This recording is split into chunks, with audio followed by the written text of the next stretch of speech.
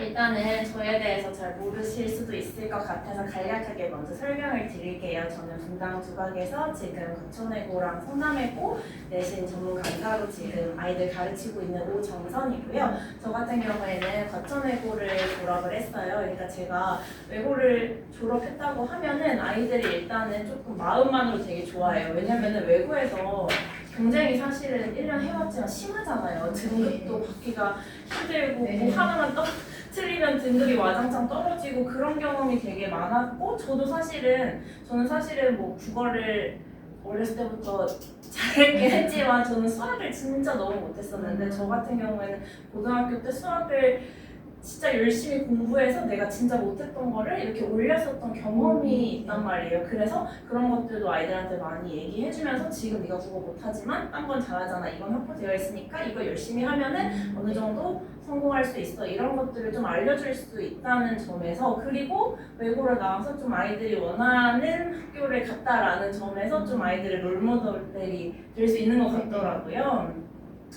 일단은 우리 2학년에 국어 어떤 거 공부하는지 조금 설명을 드려볼게요. 일단은 우리 1학기 때 문학 진행하고요. 2학기 때 2학기 때 언어와 매체라고 되어 있지만 요거 이제 문법 진행하는 거죠. 일단은 2학년 1학기 같은 경우에는 문학을 공부를 하는데 요게 우리 1학년 때도 교과서를 그렇게 많이 쓰시지 않으셨잖아요. 그래서 교과서 플러스 이제 부교재 혹은 뭐 학습지 이런 식으로 같이 합쳐서 진행을 하게 되고요. 요거 언어와 매체 같은 경우 우리 언어는 문법이라는 거 알고 계시겠지만 요게 보통 이제 2학기 중간고사 때는 문법만 거의 나오고 2학기 기말고사 때 조금 이제 매체 한 몇 문제 이렇게 추가되는 방향이라서 사실은 거의 문법이라고 생각을 해주시면 될 것 같아요.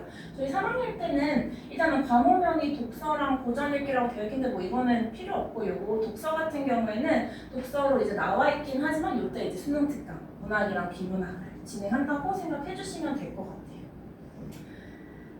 그래서 우리 일단은 1학년 때랑 사실은 거의 출제 경향은 그렇게 크게 차이가 아마 그게 1학년 거라서 그거 조금 다른 게 있는 것 같은데 자 어쨌든 1학년 때랑 그 출제 경향은 그렇게 차이가 나지는 않아요. 난이도는 이제 중상 정도 되고 서술형이랑 문법에서 조금 변별력이 갈리는 편이다. 우리 아이들 서술형 풀어봤지만 우리 학교 서술형이요.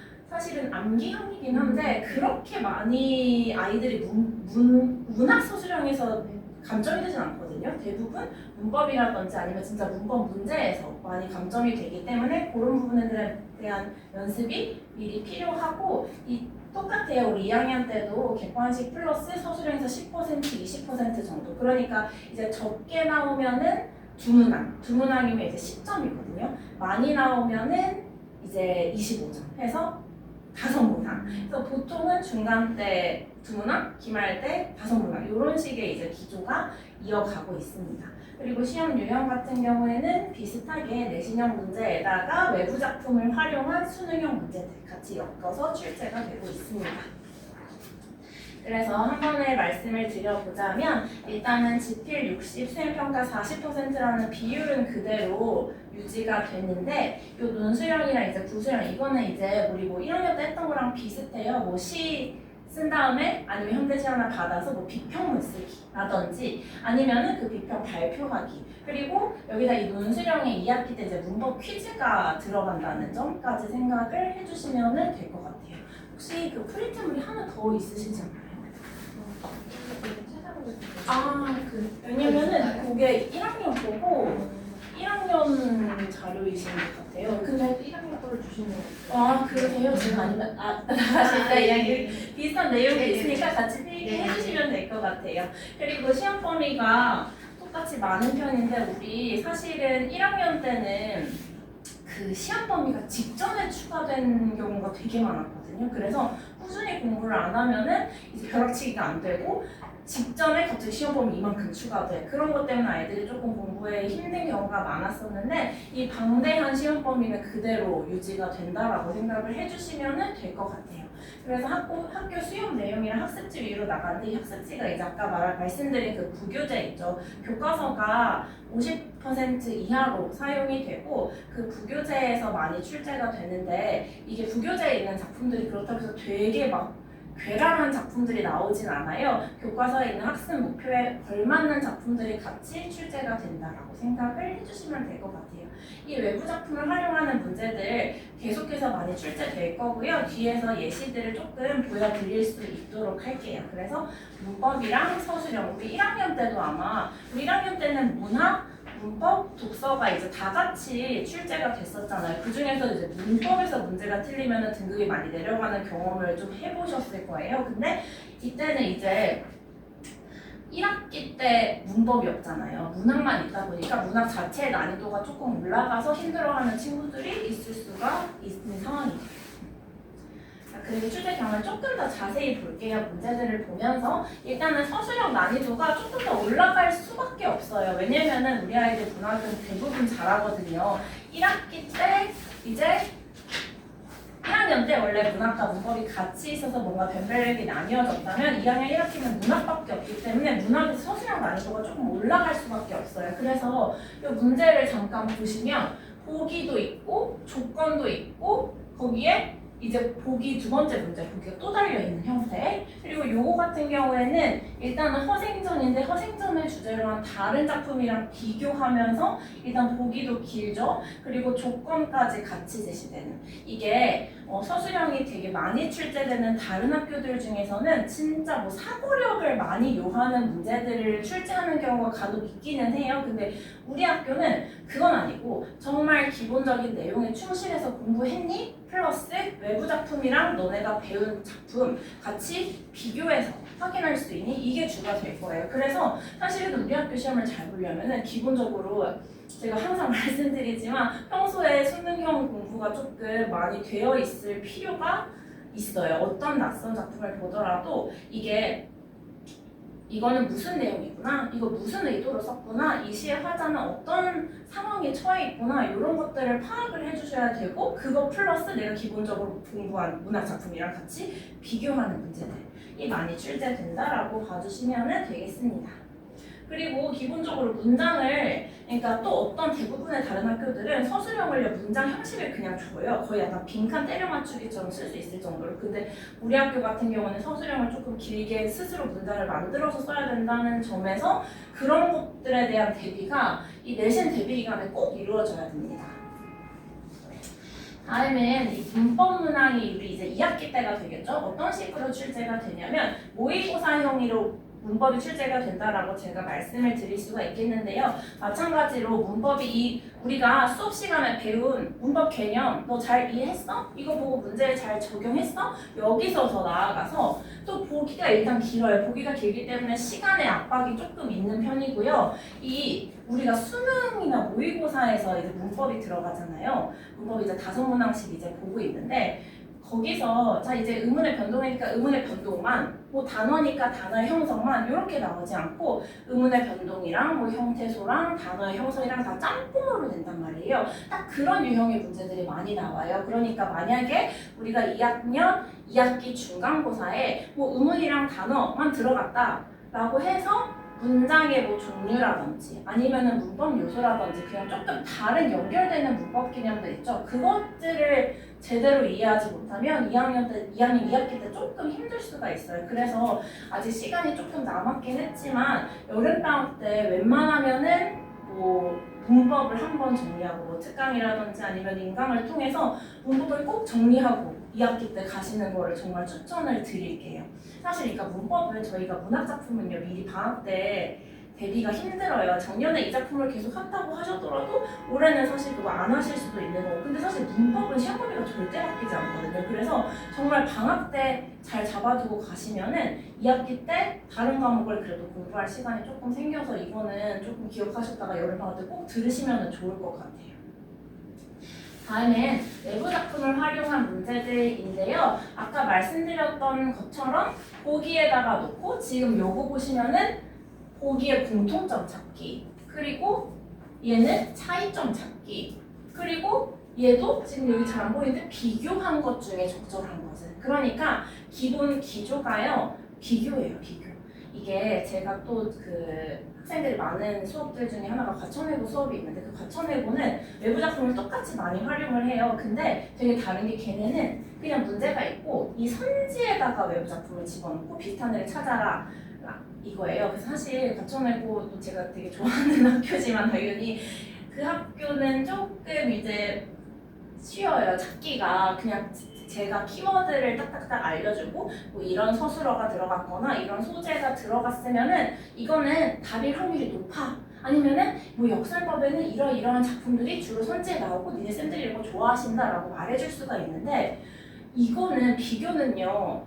이 시들이요. 우리가 예를 들면 뭐 작년에 정지용의 향수를 공부를 했는데 향수랑 이제 정지용의 시 중에서 유명한 인동차라는 시가 있어요. 그 인동차라는 시는 적절히 유명한 시이긴 한데 아이들이 그냥 딱 처음 맞닥뜨렸을 때는 풀어내기 조금 어려운 시거든요. 근데 그게 1학년 1학기 저희 첫 시험에 나왔었어요. 그래서 그런 딱 내가 낯선 시를 봤을 때도 내가 배웠던 거랑 연결해서 이런 점들이 비슷하겠구나, 이런 생각을 가지고 쓴 점은 조금 다르겠구나, 이런 것들을 파악할 수 있는 능력이 있어야 되는데 이거는 사실은 단기간에 만들어지는 것이 굉장히 어렵고 방학 때 많이 준비를 해주시면 좋을 것 같아요. 근데 기본적으로 제 수업에서도 낯선 작품들을 우리 성남외고가 굉장히 중요하고 정말 이 작품과 비교하는 문제들이 되게 많이 출제가 되기 때문에 이런 부분들을 기본적으로 챙겨서 수업을 진행을 하고 있습니다.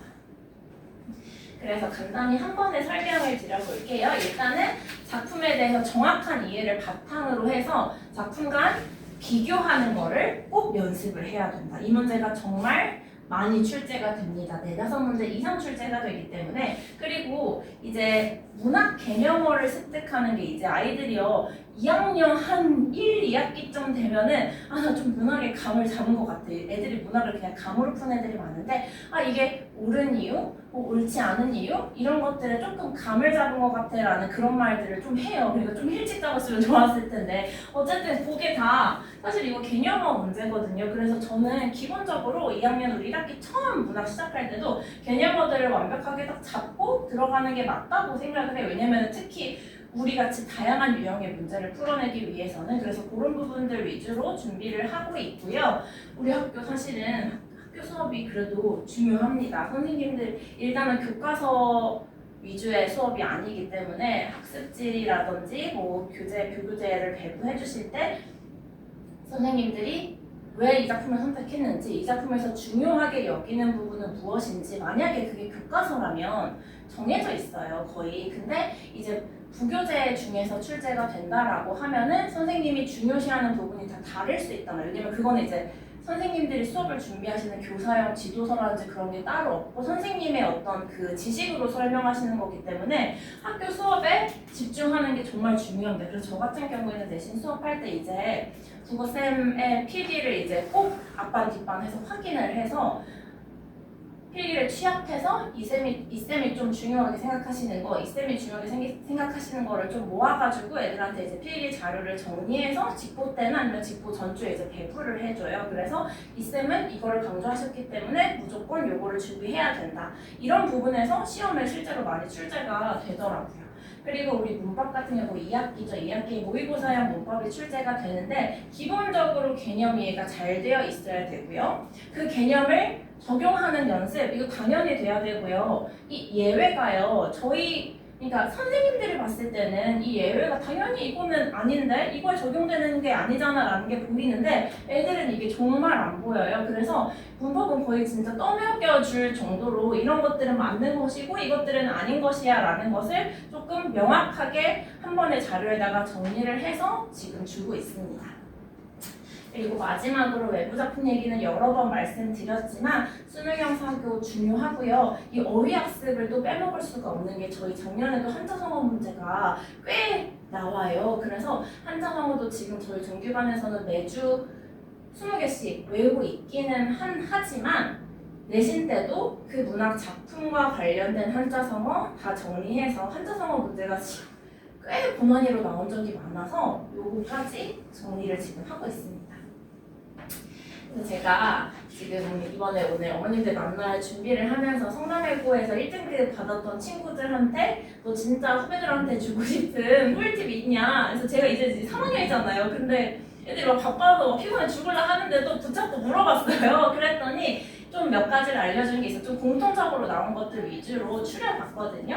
일단은 첫 번째는 이 단권화가 문학, 문법 상관없이 정말 중요해요. 제가 내신 공부할 때는 딱 3회독을 중요시 여기거든요. 그러니까 첫 번째는 그냥 작품에 나와 있는 각주라든지 선생님 필기라든지 그냥 이해하면서 읽는 거예요. 두 번째는 암기하면서 읽고 세 번째는 손으로 가려가면서 암기한 거 확인하면서 읽고 우리 이거 3회독이라고 얘기하는데 그 3회독의 과정이 되기 위해서는 먼저 단권화가 되어 있어야 돼요. 그래서 우리 아이들은 이제 주말에 수업을 듣잖아요. 보통 평일에 아까 말씀드린 대로 학교 수업에 열심히 집중한 다음에 주말에 하고 나서 학교에서 배웠던 거를 이제 약간 복습한다는 생각으로 선생님한테 수업을 한 번 더 듣고 그리고 이제 벌써 2번을 들었죠. 그 다음에 복습하면서 제 교재가 이제 단권화를 할 수 있도록 만들어 놨어요. 그래서 뭐 학원 선생님 필기는 뭐 파란색으로 뭐 학교쌤 필기는 빨간색으로 그리고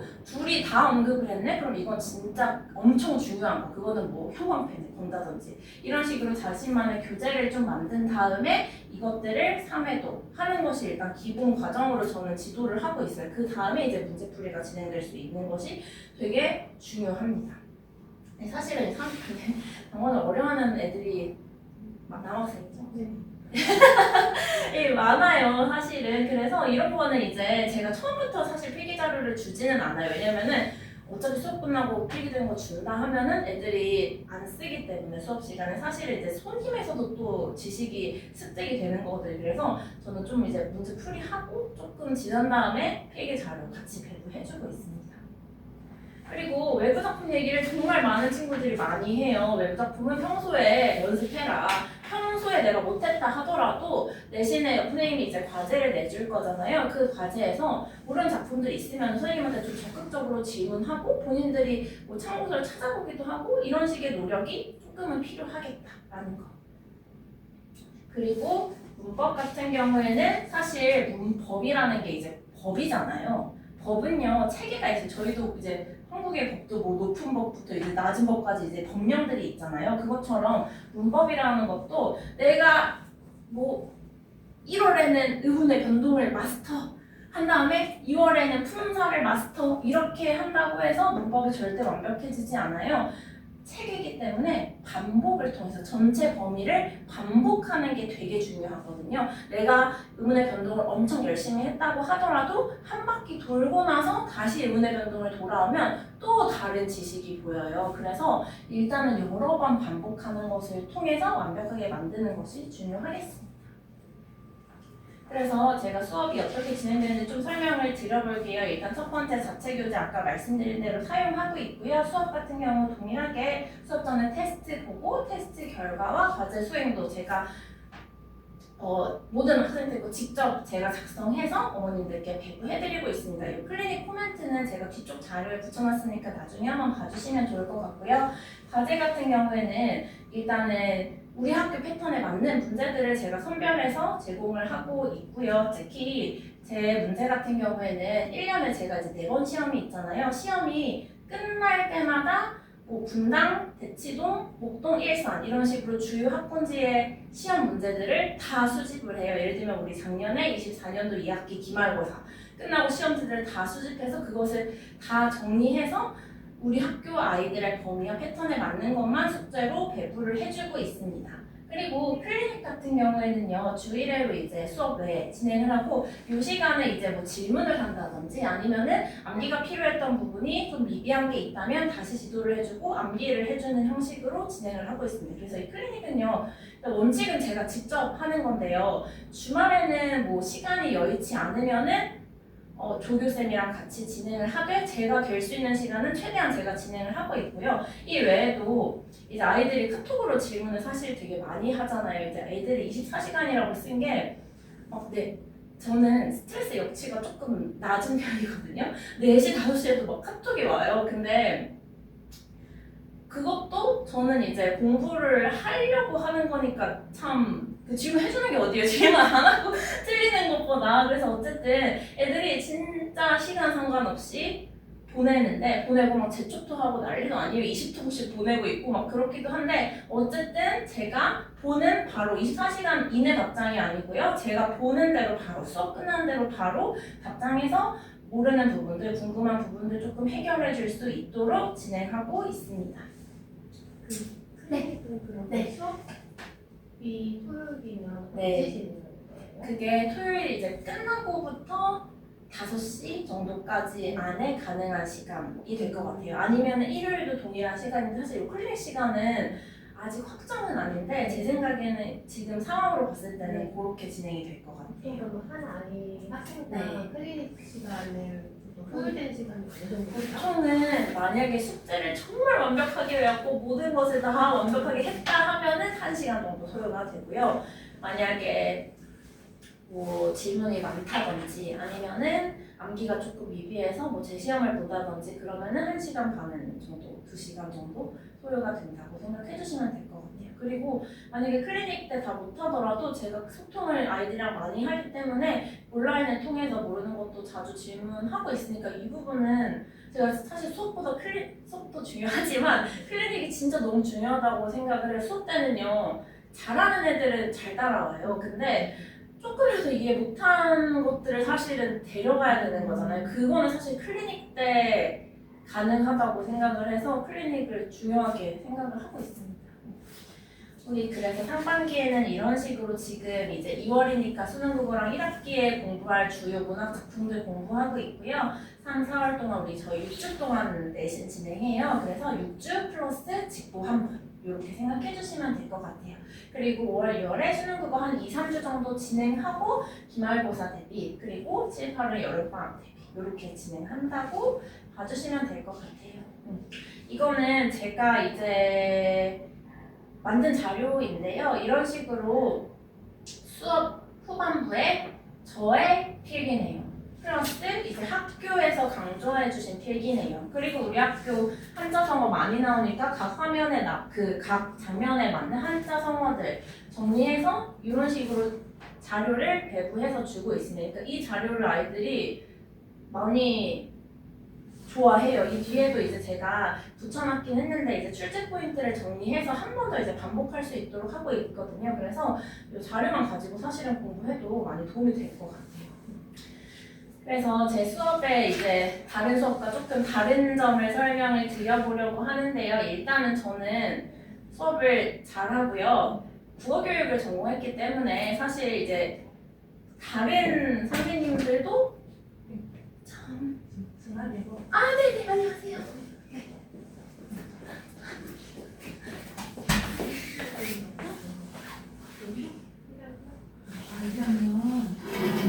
2학년 학생이신 거죠? 네.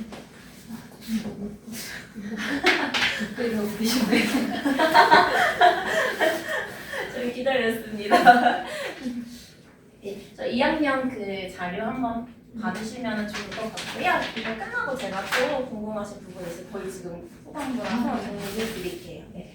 일단은 국어 교육을 전공했기 때문에 저는 사실은 교사가 되고 싶어서 사범대를 갔었던 사람이었단 말이에요. 그러니까 저는 고등학교 때 제가 저는 원래 영어를 굉장히 좋아하는 학생이었는데 고등학교 때 국어 선생님이 너무 좋은 거예요. 그래서 나 무조건 저런 선생님이 되어야겠다라는 생각으로 학교를 진학을 해서 지금 사실은 뭐 사교육 시장에 있기는 하지만 어쨌든 학생들을 대하는 마음이라든지 학생들을 진심으로 위하는 마음은 겪어본 사람과 그렇지 않은 사람은 차이가 있을 거라고 저는 자부하고 있거든요. 그래서 정말 아이들이 그냥 단순히 성적 잘 나오는 것도 당연히 중요해요. 근데 사실은 가장 중요하긴 하지만 어쨌든 앞으로 인생을 살아가면서 내가 뭔가 해봤던 경험, 성공해봤던 경험이 저도 제 인생을 살아가는데 많이 도움이 되었고 이 경험을 다른 학생들도 좀 해봤으면 좋겠는 거예요. 항상 그런 마음으로 정성을 다해서 수업을 하고 있습니다.